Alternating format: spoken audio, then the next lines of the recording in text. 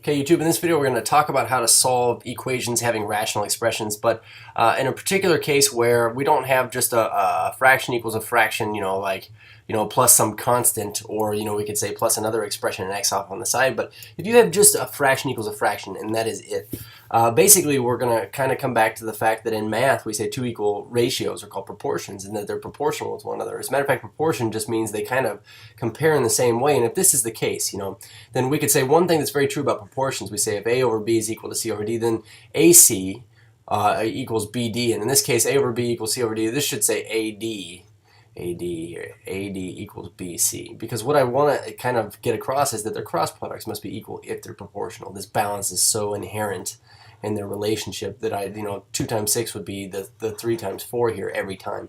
So if that's the case, if I have two equal rational expressions here and there are no other terms off on the side of either side, then what we're going to do is we're just going to run a cross product. And I would say, well, then it's fair to say, and it would probably be good to factor the left side here. We're going to unfactor it anyways. It's the only reason I'm not going to, but we say 2 times x minus 1. We'll throw parentheses around it there. We say 2 times x minus 1 has to be equal to 1 times x squared minus x. We say 1 times x squared minus x.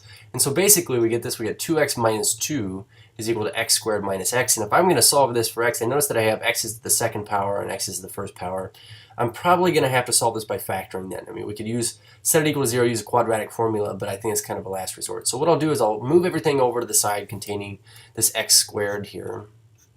So we're going to have to subtract 2x and add 2 to both sides, so minus 2x plus 2. And what we end up with here is this: we get 0 is equal to x squared minus 3x's plus 2.